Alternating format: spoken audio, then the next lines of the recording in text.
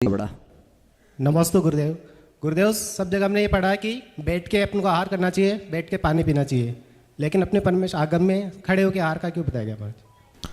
बहुत अच्छी बात है।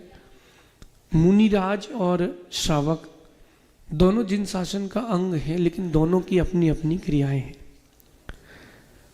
मुनिराज को खड़े होने के सबसे पहली बात है कि जिनाज्ञा। मैं आपके तर्क पे भी आऊँगा, आगम की उल्लेख में भी आऊँगा। सबसे पहली बात है जिनाज्ञा। भगवान ने कहा है इसीलिए हम उसको पालेंगे, पहली जिनाज्ञा। दूसरी बात, खड़े होकर आहार लेते हैं तो भरपेट नहीं ले पाते, चल चल के जाते हैं तो थक जाते हैं, अथवा बिहार करके पहुँचे तो थक गए। खड़े खड़े लगातार आप भोजन करेंगे क्योंकि हिल भी नहीं सकते। जो पैर हिला दे महाराज सो अंतराय। अंजलि नाभि के नीचे गई तो अंतराय।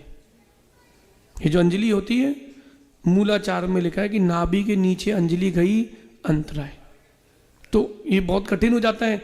अंजलि नाभि के नीचे नहीं जा सकती, जंघा में टच नहीं कर सकते। जो माता जी आहार लेती हैं तो जंघा पे हाथ टच नहीं कर सकते, वो अंतराय रहे, क्योंकि जो मुनिराज के अंतराय है वो माता जी के अंतराय। तो बहुत कठिन तपस्या है खड़े होकर आहार लेना।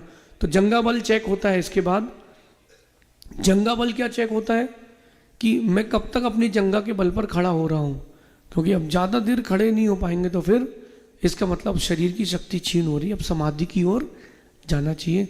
तो कम आहार होता है, उससे प्रमाद कम आता है, ऊन उधर तब भी हो जाता है। इसके बाद जो जिनाज्ञा वो भी पलती है, और जंघा बल भी चेक हो जाता है कि हमारे पास शरीर में कितना बल है। शरीर की सबसे शक्तिशाली स्थान होती जंघा, और किसी का सहारा लेकर के नहीं उठ सकते। अभी मेरे पैर में तकलीफ है, अब हाथ टेक करके नहीं उठ सकते, आप समझना। तो उठना तो पैरों के बिना, उसकी ये सिद्ध भक्ति पढ़ने के बाद अगर जंघा को छू लिया तो अंतराय। तो ये बहुत सारे नियम है इसके लिए। बाकी मुख्यतः जंघा बल को चेक करने के लिए कि हमारे शरीर में ताकत कितनी है। कहीं ऐसा नहीं हो जाए कि जंघा बल कमजोर हो और हम खाते रहें, भोजन करते रहें और समाधि बिगड़ जाए, ऐसा समझिए। अगली जिज्ञासा के लिए